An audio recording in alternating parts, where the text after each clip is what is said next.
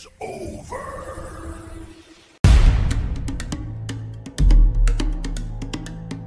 In our land there stood one palm tree that no one touched, the sacred palm of the gods. Its tall, slender form leaned slightly to the east, always catching the last golden light of sunset.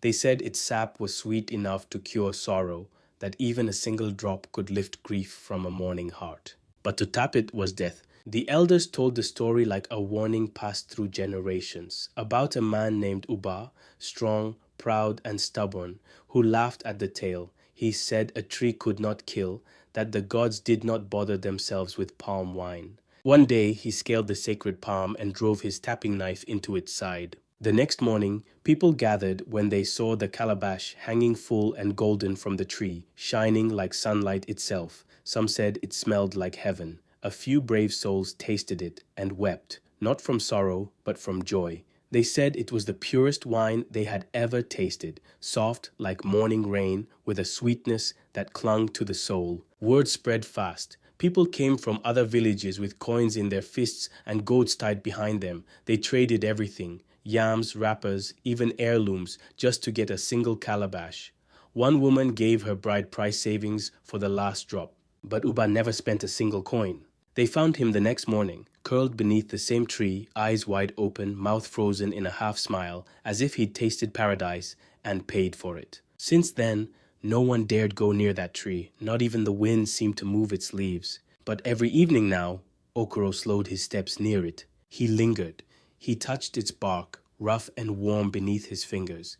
He stood there, listening to the silence around it, silence thick enough to hear his own heart pounding. He knew this could be the answer. This could be the solution to everything he wanted. Wealth, respect, a name greater than Obina's. He imagined coins falling into his hands like rain, imagined villagers crowding around him, lifting him on their shoulders, chanting his name like a king. His mouth watered, but his heart beat with fear. If I dare, will I die, or will I finally shine? At last, after seeing Obina day by day, the way the village sang his praises, how every tongue seemed to twist in his name, envy gnawed at Okoro until it pushed him to Okana, the herbalist.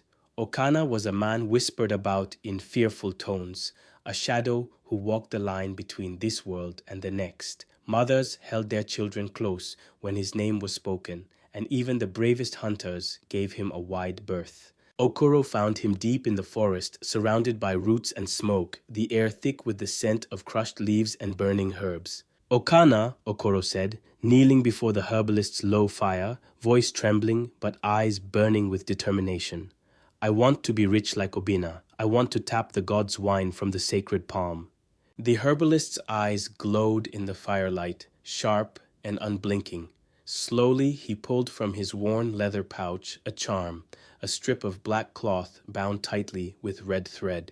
Wear this at midnight, Okana hissed, voice low and grave. It will put the sacred palm to sleep, so it will not resist your tapping. But remember, sweetness demands a price. 3 must die. For the first tapping, you must give the wine to 3 people. They are the sacrifice. He leaned closer, and his voice dropped even lower, almost a whisper.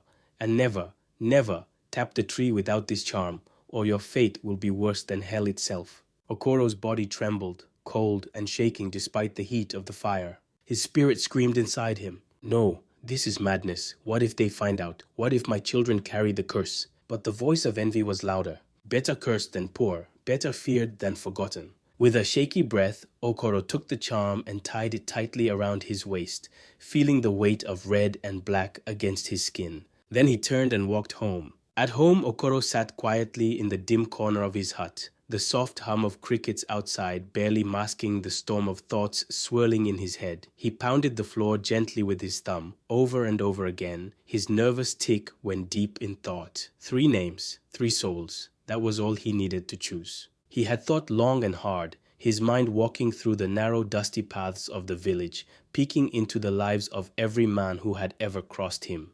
And then, one by one, they revealed themselves like spirits summoned in the dead of night. Obina came first as expected, golden man of the village, the one who always got the praise, the respect. Obina with his perfect teeth and louder-than-life laughter. Okoro's jaw clenched just thinking about him. Then there was the village drunk, Uche. A useless man, some would say. No one will care about him. But the last name, Mr. Obi, the self-righteous elder who never missed a chance to compare him to Obina in front of others. Why didn't you act smart like Obina? He'd say, smirking like a cat that had cornered a mouse.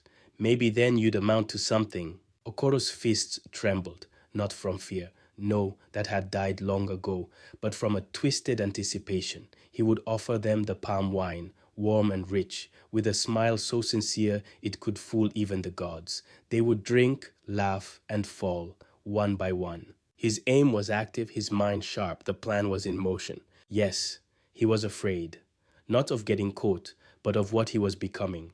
The man he saw in his own shadow these days looked nothing like the him.